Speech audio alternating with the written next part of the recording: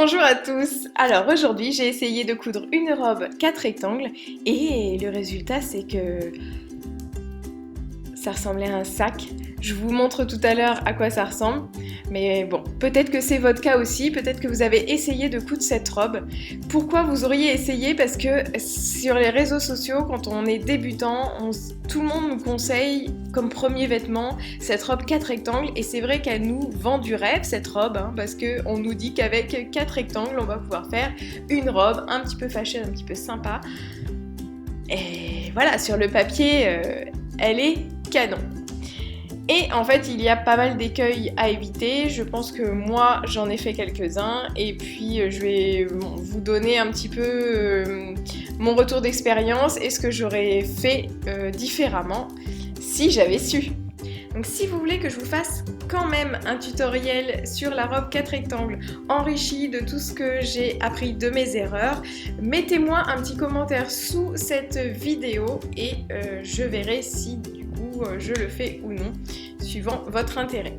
Et puis pour être au courant de la sortie des tutos, abonnez-vous à la chaîne et encore mieux, vous pouvez vous abonner au club couture de Charlène qui reçoit ma lettre tous les mercredis avec les vidéos sorties dans la semaine, des astuces, de l'inspiration que j'ai envie de vous partager. Voilà, tout ça c'est dans le mail du club couture de Charlène. Pour s'inscrire, il faut cliquer sur le lien qui est dans la description de cette vidéo. Pour voir la description de cette vidéo, vous cliquez sur la petite flèche grise dans le coin. Voilà, je pense que je vous ai tout dit. Donc là déjà je vais vous montrer à quoi ressemble ma robe. Donc j'estime que ça ressemble plus à un sac qu'autre chose, voilà. Voilà, je vais baisser. Je vais baisser pour que vous voyez mieux. Voilà. Donc, il y a plusieurs écueils dans cette robe. D'abord, j'ai une carrure un petit peu en V et avoir des épaules comme ça, larges comme ça, moi ça me correspond pas, ça ne va pas avec ma morphologie. Donc la chose qu'on aurait pu faire pour moi, c'est d'avoir un tissu beaucoup plus fluide avec des manches qui tombent davantage. Donc voilà, avec un tissu fluide, j'aurais eu un plus joli tombé. Donc ça c'est la première chose. Là j'ai pris alors c'est pas du coton mais c'est un tissu pour chemise. Donc j'imagine que c'est un peu du polyester. C'est vrai qu'ici c'est toujours difficile de savoir la composition de ce qu'on achète, mais voilà, c'est un tissu un petit peu pour chemise. Donc que j'estimais fin, mais finalement pas assez fluide pour la robe que je voulais.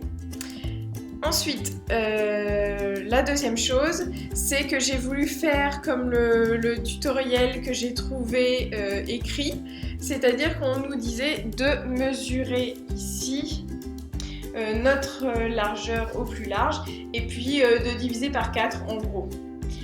J'avais rajouté 10 cm d'aisance, ça veut dire que j'ai rajouté 10 cm et encore moi je trouve que c'est encore un petit peu trop serré, je suis pas super à l'aise avec ça là au niveau des fesses.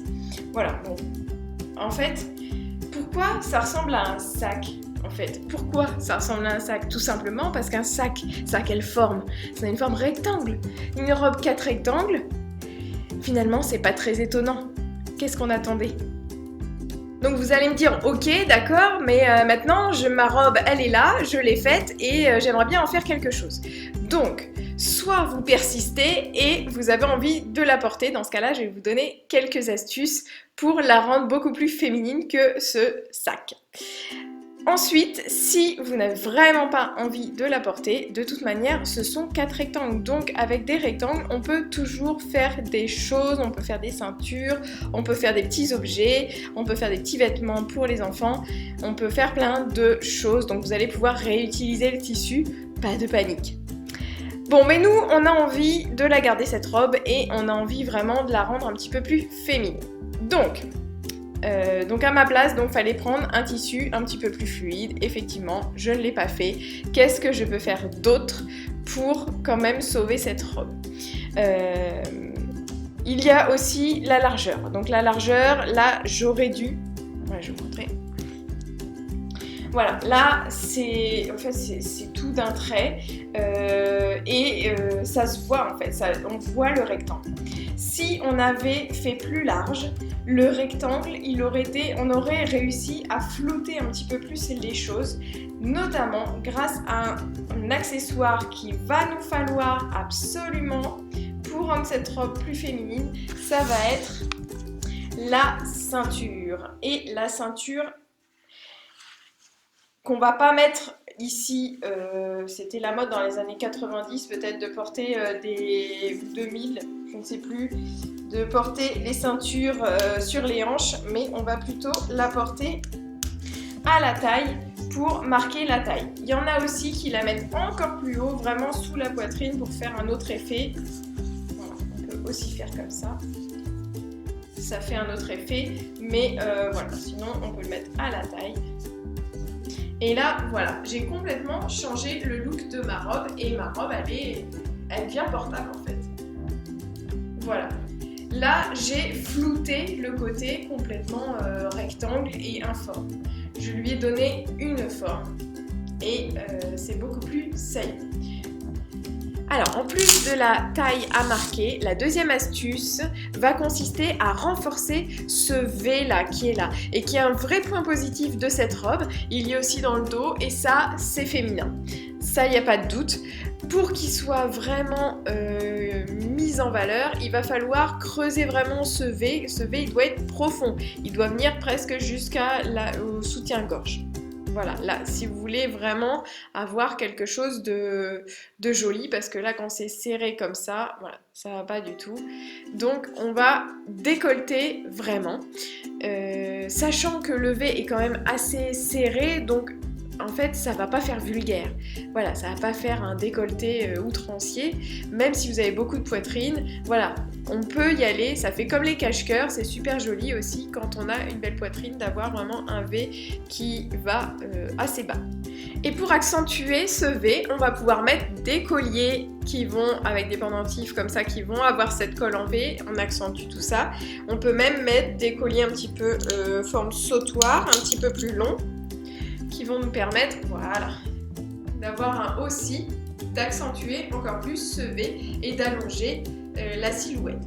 Ces conseils, ces astuces, je les ai apprises grâce à mon amie Emma Denève qui a un site internet, un blog qui s'appelle bienhabillé.com et sur lequel elle va nous donner des conseils comme ça pour adapter notamment ce qu'on porte à sa morphologie. Et ça c'est super important, surtout quand on coud ses vêtements, parce que si on le coud et qu'on passe des heures à le coudre et qu'à la fin notre vêtement ne nous va pas parce qu'il n'est pas adapté à notre morphologie, c'est un peu la catastrophe. Donc je vous encourage vivement à aller visiter ce blog qui s'appelle bienhabillé.com. La dernière chose, c'est si vous êtes gêné par ces plis disgracieux. Donc déjà, en faisant une robe un petit peu plus ample, on aura en fait plus de plis et une plus grosse différence entre ce volume-là et notre taille marquée. Et du coup, ça devrait ne plus se voir autant. Là, le truc, c'est que j'ai essayé d'ajuster et en fait, on peut pas ajuster une robe rectangle à un corps qui n'est pas rectangle. C'est comme quand on essaye de rentrer la forme ronde dans le carré, ça ne rentre pas. Donc là, c'est pareil. Normalement, pour que ce soit saillant, il faudrait faire des pinces. Et c'est pour ça que dans les vêtements, en fait, il y a des pinces à la poitrine, il peut y avoir des pinces à la taille pour les jupes, les robes, etc. Il y a des petits détails qui font que le vêtement, on lui donne une forme. Et voilà, après il faut prendre un vrai patron de robe pour se lancer. Et c'est pas si compliqué que ça, donc voilà, si vous voulez vraiment une robe sympa qui est bien faite sur vous, ajustée, essayez les patrons. Donc si ces conseils vous ont été utiles, mettez un petit pouce vers le haut, écrivez-moi un petit commentaire, racontez-moi vos histoires de robes 4 rectangles, ça m'intéresse. Et puis on se retrouve bientôt dans une nouvelle vidéo ou dans la lettre du Club Couture si vous vous êtes inscrit en cliquant sur le lien en dessous. À bientôt!